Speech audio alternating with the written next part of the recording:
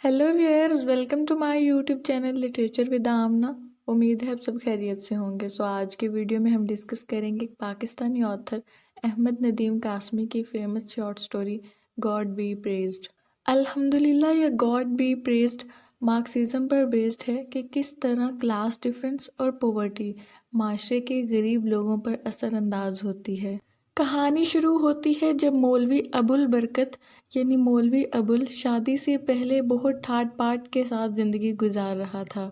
दो घोड़ा बोस्की की कमीज जिसकी आस्तीनों की चुंटों का शुमार सैकड़ों में पहुंचता था। कदरे ऊपर उठी हुई आंखों में सुरमा तो जैसे रच कर रह गया था। उंगलियों में हाजियों के लाए हुए बड़े बड़े नगीनों वाली चांदी की अंगूठियां जो वजू से पहले दिन में 4-5 बार उतरती थी, मगर उनकी तरतीब में कभी कोई फ़र्क न देखा गया था। और फिर मौलवी अबुल की आवाज़, शुक्र है अल्लाह ताला की बख्शी हुई ये नेमत कलाम पाक की तिलावत में इस्तेमाल हुई, वरना अगर मौलवी माये की कली अलाप देता तो गाँव भर की लड़कियों को संभालना मुश्किल हो जाता।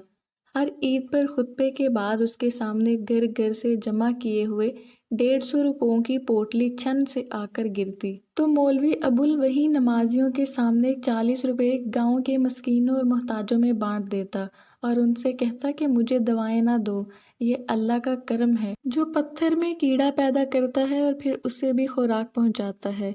मेरे पास सेहत, इत्मीनान और बेफिक्री है, मुझे उसकी रहमतों के खजानों से और कुछ नहीं चाहिए। फिर मौलवी साहब की शादी ज़ेबुन निसा से हो गई और शादी के बाद अल्लाह की रहमतों ने एक और सूरत इख्तियार कर ली। 1 साल तक कोई बच्चा ना हुआ तो मौलवी साहब सीधा हकीम के पास चले गए। फिर अगले साल मौलवी साहब के यहाँ बेटी पैदा हुई और मौलवी साहब के यहाँ 9 बच्चे पैदा हुए और मौलवी साहब की आंखें ऊपर को उठ गईं, यूं लगता जैसे कि वो मौत की तकलीफ में गिरफ्तार हों। नमाजियों की तादाद बढ़ने की बजाय घट रही थी और ज़रूरियाते ज़िंदगी की कीमतें घटने की बजाय बढ़ रही थीं। और फिर औलाद भी तो बढ़ रही थी, औलाद के साथ मौलवी अबुल के बालों की सफ़ेदी भी बढ़ रही थी। उधर मौलवी अबुल की बड़ी बेटी मेहरुन्निसा ने 14वें साल में कदम रखा। मौलवी अबुल की ये हालत हो गई कि रुकू में गया है तो उठने का नाम ही नहीं ले रहा, सजदे में पड़ा है तो बस पड़ा है। रमज़ानुल मुबारक में तरावी पढ़ाने की सादत हस्बे दस्तूर इसी के सपुर्द हुई और वो मौलवी अबुल जो आयात या अल्फाज की गलती तो क्या कभी ज़ेर ज़बर की गलती को भी नहीं करता था, अब वो सूरह बकरा से सीधा सूरह निसा में जा निकला और सूरह रहमान पढ़ना शुरू की तो एक ही रकत में 2 बार पढ़ डाला। चौधरी फतेह दाद जो डिस्ट्रिक्ट बोर्ड के मेंबर थे वो पुकार उठा और मौलवी साहब कहने लगे कि आपके पास तो बेटे हैं, कोई बेटी होती और अब वो जवान हो गई होती तो मैं आपको समझाता कि एक सूरत 2 बार कैसे पढ़ ली जाती है। ये बात मजहबी थी, वरना चौधरी दाद ही तो था जो बरसों से मौलवी अबुल के घर में हर शाम को घी लगी हुई एक रोटी और शोरबे वाली दाल बेचता था और कभी नागा हो जाता तो खुद मौलवी साहब से माफ़ी मांगने आ जाता और कहता आज वजीफ़ा देर से पहुंचा होगा। मौलवी साहब मैं माफ़ी चाहता हूँ, चौधराइन बीमार थी और खाना नाइन ने तैयार किया है और उसने देर कर दी है। ये वजीफ़े यानी ये खाने मुख्तलिफ तरह के थे और जुमेरात को तो मौलवी अबुल के यहाँ ना आटा गुनता और ना ही हंडिया चढ़ती। मौलवी अबुल के अकीदतमंदों के यहाँ से 1 दर्जन के करीब बड़ी जानदार रोटियां आ जाती। उधर ज़ेबुन्निसा ने भी घर में लड़कियों को कुरान शरीफ का दर्स देना शुरू कर दिया था। ज़ेबुन्निसा ने शादी के 3 माह बाद ही ये शुरू कर दिया था और जुमेरात को हर लड़की छोटे छोटे वजीफ़ों पर ज़रा ज़रा सी शक्कर रख कर लाती थी। सब सैर होकर खाते और जो रोटियां बाकी बच जाती उनको सुखा लिया जाता और महीने में 4 बार उन्हें गुड़ के शरबत में उबाल कर मीठे टुकड़े तैयार किए जाते। लेकिन मुसीबत ये थी कि इंसान को पेट भरने के लिए रोटी के अलावा पेट ढांकने के लिए कपड़ा भी चाहिए। चौधरी फतेह दाद हर नई फसल पर मौलवी अबुल को एक पोशाक पेश करता और जब ये पोशाक घर आती तो ज़ेबुन्निसा, मेहरुन्निसा, शमसन, जब्दा और सब बच्चों के कपड़े सी लेती और यूं मौलवी साहब की औलाद चंद महीनों के लिए नंगी होने से बच जाती। और इसी दौरान अगर किसी के निकाह खानी के सिलसिले में या नमाज जनाजा पढ़ाने के सिलसिले में मौलवी साहब जाते तो जो भी पैसे आते वो एक टीन के डब्बे में डाल दिए जाते تاکہ مہر النساء کا کچھ جہیز کا سامان خریدا جا سکے۔ مولوی صاحب کی آواز اب آہستہ آہستہ کپکپانے لگی تھی، لیکن چودھری فتح داد یہ وجہ جانتے تھے کیونکہ مولوی ابول اس سے مہر النساء کے رشتے کے لیے کافی بار بات کر چکے تھے۔ چودھری فتح داد نے اس مقصد کے لیے سارے گاؤں پر نظریں دوڑائی تھیں۔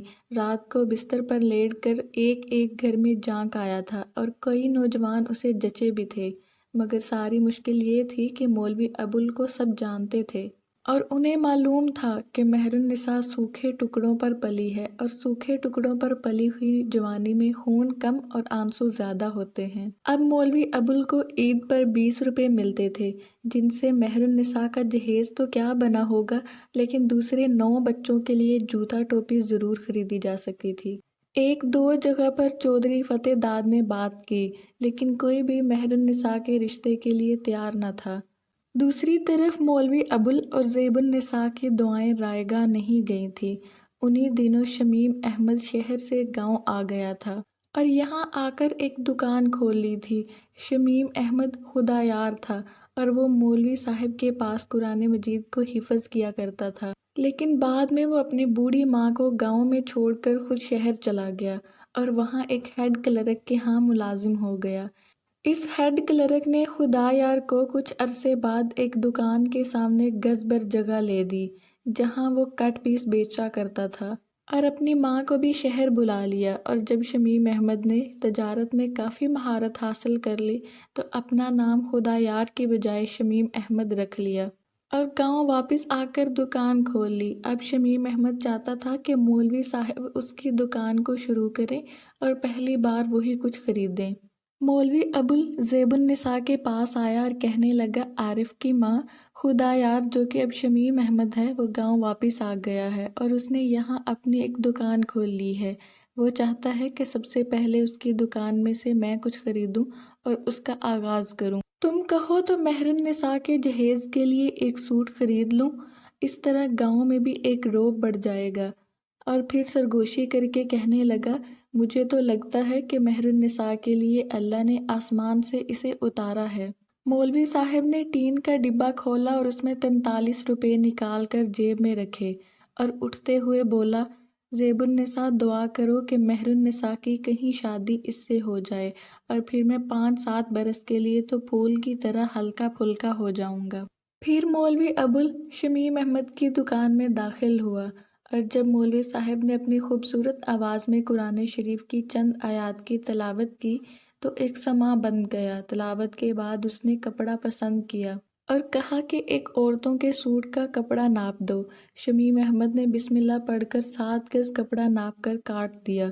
مولوی صاحب نے اب قیمت پوچھی تو شمیم احمد کہنے لگا، 6 روپے گز کے حساب سے 42 روپے ہوئے مولوی صاحب۔ مولوی صاحب نے بوکھلا کر جیب میں ہاتھ ڈالا اور 1 روپیہ واپس جیب میں رکھ کر باقی 42 روپے شمیم احمد کو دے دیے۔ کچھ دن گزر گئے، پھر ایک شام مولوی ابول کا دروازہ کھٹکھٹایا۔ جب مولوی ابول نے دروازہ کھولا تو سامنے شمیم احمد تھا۔ مولوی ابول بہت خوش ہوا اور زیب النساء سے کہنے لگا، عارف کی ماں، میں کچھ دیر میں آتا ہوں، اور شمیم احمد کو پکڑ کر مسجد کے ایک حجرے میں لے گیا۔ مولوی ابول نے شمیم احمد کے کندھے کو تھپکا اور پھر چونک کر اس کے دوسرے کندھے پر بھی ہاتھ رکھ دیا اور کہنے لگا، کہو نا عزیزم۔ شمیم احمد نے اپنے ہاتھ ملنا شروع کر دیے اور ایک لمحے کی خاموشی کے بعد بولا، اصل میں یہ کام تو میری ماں کا تھا، انہی کو آپ کی خدمت میں حاضر ہونا چاہیے تھا، لیکن پچھلے چند سالوں سے ان کا دل بہت کمزور ہو گیا ہے، بات بات پر رو دیتی ہیں اور برا بھلا کہنے لگتی ہیں، سو میں نے یہی مناسب سمجھا کہ میں خود ہی حاضر ہو جاؤں۔ میں آپ کا پرانا خادم ہوں اور میں چاہتا ہوں مولوی صاحب کہ آپ مجھے ہمیشہ کے لیے اپنی غلامی میں لے لیں، حضور مجھے اپنی غلامی میں قبول فرمائیں۔ مولوی صاحب رونے لگا اور مولوی ابول کی داڑھی پر آنسوؤں کے قطرے رک گئے تھے۔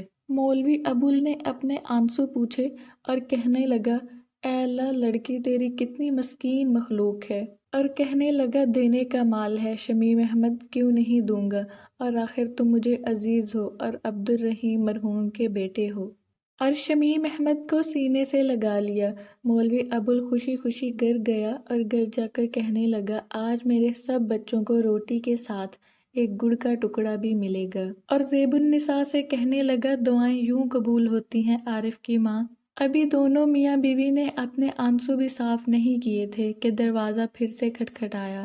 مولوی ابول باہر دیکھنے کے لیے آیا تو اب چودھری فتح داد آیا تھا۔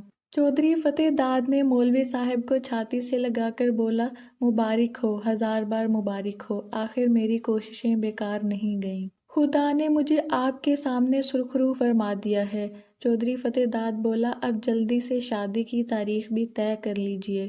شمیم احمد اچھا لڑکا ہے اور میں نے ہی اسے آپ کے پاس بھیجا تھا۔ اس کی ماں آپ کے پاس آتی لیکن وہ بڑھیا ٹھیک نہیں ہے، اس لیے آپ جلدی اب شادی کی تاریخ بھی طے کر دیجئے۔ چودھری فتح داد نے گرم چادر کے نیچے سے ایک پوٹلی نکالی اور کہا کہ یہ میری طرف سے میری بیٹی کو دے دیجئے گا۔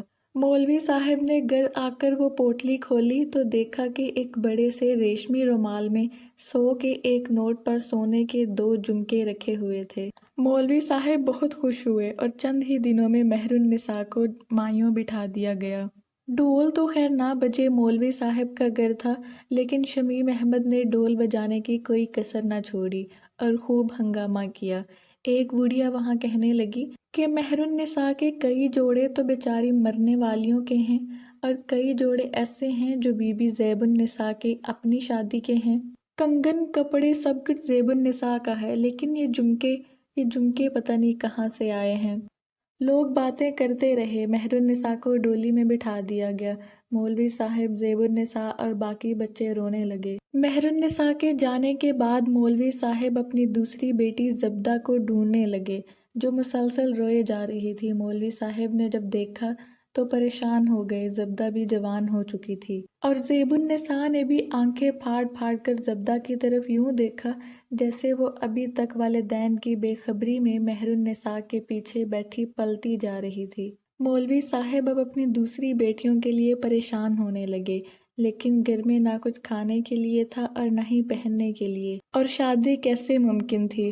دوسری طرف چودھری فتح داد بھی بیمار پڑ گیا۔ مولوی صاحب صبح و شام بیمار پرسی کے لیے جاتے۔ چودھری فتح داد جب دوسری لڑکیوں کے رشتے کے بارے میں پوچھنے لگے تو مولوی صاحب نے کہا کہ خالی گھر ہے، جہاں تنکا تک نہ ملے وہاں بیٹیوں کے رشتے کون طے کرتا ہے۔ اب مہر النساء کے بارے میں باتیں ہونے لگیں کہ اس کی ساس بھی اسے تانے دیتی تھی کہ تو سوکھے ٹکڑوں پر پلی ہے، کچھ بھی نہیں لائی، تیرے پاس کچھ نہیں ہے۔ چودھری فتح داد کچھ دیر سوچنے کے بعد بولا کہ اب ہماری بیٹی کے ہاں بچہ ہوگا تو آپ ریشم کے کپڑے اور سونے کے کنگن لے کے جائیے گا، تو بڑھیا کا منہ خود ہی بند ہو جائے گا۔ مولوی صاحب کہنے لگے، بات تو ٹھیک ہے۔ وہ سوچتے سوچتے گھر آئے اور زیب النساء سے کہنے لگے کہ جب مہر النساء کے ہاں اولاد ہوگی تو وہ ریشم کے کپڑے اور سونے کے کنگن لے کے جائیں گے تاکہ اس کی ساس کا منہ بند ہو جائے۔ لیکن زیب النساء کہنے لگی کہ وہ یہ سب کچھ کہاں سے لائیں گے۔ اب اگلے دن مہر النساء کے ہاں بیٹا پیدا ہوتا ہے، لیکن ان کے پاس کچھ نہیں تھا۔ مولوی صاحب سیدھا مسجد میں گئے، وضو کیا اور نماز پڑھی۔ گھر آئے تو زیب النساء رو رہی تھی۔